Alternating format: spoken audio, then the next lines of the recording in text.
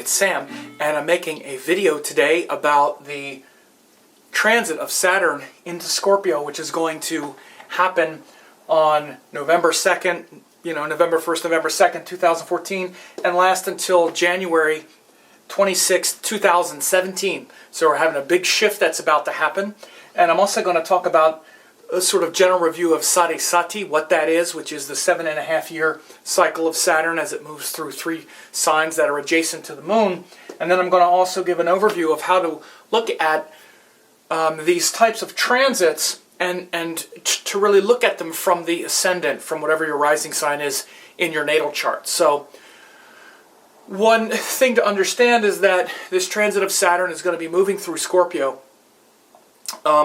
Is starting in early November. Now, since the end of November 2012, Saturn has been going through Libra, the sign of Libra, which has brought a lot of pressure into our relationships and really showing us and revealing how capable we are with others and the capacity to yield to their wishes and honor our own wishes, and really just where we are on that spectrum of relating with others.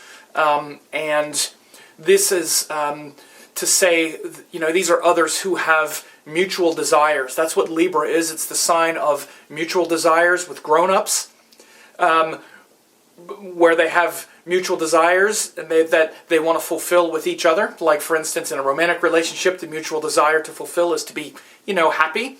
And, of course, one of the things that really starts that off is sex, and that really gets us hooked and involved.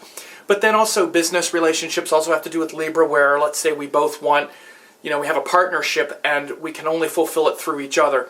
So that's the principle of Libra. And what happens is, as a result of that engagement, is the Scorpio principle, because Scorpio comes after Libra. So once we get engaged with someone in that kind of intense dynamic, and our desires and their desires are at play, what happens is a lot of insecurities and fears and stresses and potential to control comes into the picture. Like in a romantic relationship, once you start to fulfill your desires with them and you start to have experiences, there's this fear of losing it, so you might do things to try to control them. In fact, I'm sure that you do, we all do, ways to try to control others because of this fear of losing what we have, what we care about. Scorpio is a fixed water sign, which is about stabilizing the emotions, where the emotions are unstable, inherently unstable, because it's like water. It's always changing and fluid. So rather than coming into this Scorpio principle from a quality of fear, we need to come into it from a quality of stabilizing ourselves and our own emotions internally. And by the way, as you can see on this page, there's a link to a comprehensive web class that I'm doing on this, an 1.5 hour long web class that you should definitely sign up for, because I talk about all 12 of the signs, including yours, and I go into this Saturn transit through Scorpio in great detail. But the thing that happens as a result, it's important to understand how one sign leads to the next. Those deep interactions with others, let's say, for instance, like in a romantic relationship that we have with Libra, leads us to really face our deeper fears and insecurities, which is what Scorpio, that's like the impetus or the genesis of Scorpio energy. It's where we realize that we could lose that thing, and where we have the fear that the thing we love is going to be taken away from us. Now again, that's very rich in potential. There's a lot of spiritual, devotional potential with Scorpio, but we need to stabilize our own heart. We need to stabilize and be responsible for our own feelings and our own fears. It's a reflective, feminine, watery sign that has the emotional courage, ruled by Mars, to actually face our fears and insecurities. Now, so Saturn going through that sign is going to, again, try to bring about structure and have us make a commitment to that life lesson. It doesn't feel so good because Saturn in a watery sign, it conjures up a lot of fears. There's a lot of imagined fears and tangible fears that can come up because Saturn wants structure and Scorpio is watery. It kind of dissolves structure. Because let's face it, once we feel and we change our mind and we can just sort of change all of our plans. This is what water is. Water is like how we feel, and we can just kind of turn our back on our plans if we don't feel like it anymore. And that's very scary to Saturn type of energy, where we've made a commitment. We say, okay, I'm going to do this thing and bring up the structure. And then Scorpio says, but I don't feel like it now. I don't feel like it anymore, and maybe I made that plan because I was thinking something else, but now I feel this. So that's a real potential with Saturn going into Scorpio, is maybe dissolving the plans you have.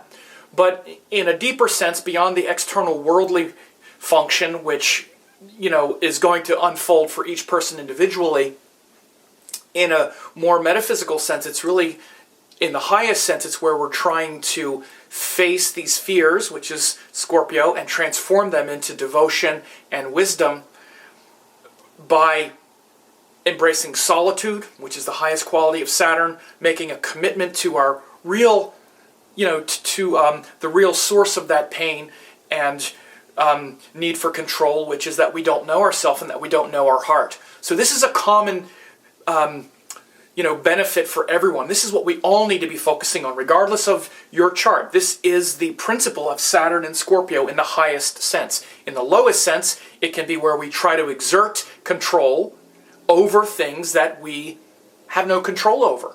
And in the web class that I did, I also went back and looked into history to see the last time Saturn went through Scorpio, and there's a lot of very interesting things that happened. Like, for instance, the beginning of the end of the Cold War, back when Reagan and Gorbachev first started to meet to end the Cold War. That happened when Saturn went into Scorpio. It's a time to try to manage our fears, our imagined fears, like, oh my God, this imagined fear of nuclear war, so we better get together and try to stabilize that situation. That's actually a good, a sort of higher expression of Saturn going through Scorpio.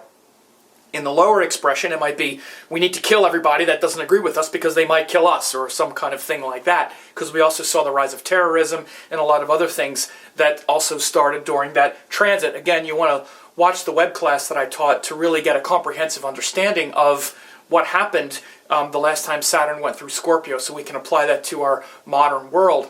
But we also, understand and first let me actually talk about transits from the ascendant. The best way to really understand these transits, it's been in my experience, without a doubt, is to assess wherever the sign of Scorpio is from your rising sign, for instance. That's where you really see the influence in your life, and you don't have to email me or ask a bunch of questions. I know other astrologers say that it's supposed to be the moon or whatever.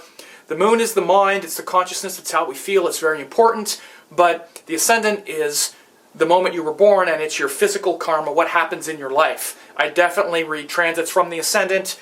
I've been doing it forever, and it's very accurate. The moon is the mind and consciousness, and that's also important. But when you really want to look at results and which area of life and action to put your actions on, it's from the ascendant, because that's what the ascendant is. It's your body, which is the vehicle of action. The mind is your consciousness. It's how you feel. Of course it's important. And that's what Sadhisati is about. Sadhisati, for instance, is when Saturn goes over the moon. The sign before, the sign joined, and the sign after. And I've definitely found that Sadhisati is very overrated in the negative. As a matter of fact, I'm in the middle of Sadhisati, or around the end of it now, because my moon is actually in Libra. So a couple years before Saturn went into Libra, it was in Virgo, and the Sadhisati started. Then it just went through Libra. Saturn has been over my moon. I've had a lot of great things happen. I've also had some difficulty, but it just shows Saturn going over the moon. And what all that implies is what Sadhisati shows. So Saturn is to shatter our illusions. Saturn is the great truth maker, the great keeper of time. And wherever Saturn is going, when he goes over any of your planets, not just the moon, but when he goes over any of your natal planets, he brings a lot of pressure there. Pressure is not necessarily a negative thing, it's a neutral thing. Saturn is a neutral planet. I talk about all this stuff on the webinar, by the way, and it's very important that you understand and distinguish these different qualities of the planet. It's a tamasic planet, it's a neutral planet, it brings pressure, the pressure of time, but all of these things are neutral. The pressure of time is what also produces your greatness, not just your problems. It doesn't feel good, that's why it's called a cruel planet. Saturn feels cruel, but it feels cruel because it's pressuring all of our immaturity and all of our illusions, and that doesn't feel good. We want to remain asleep and remain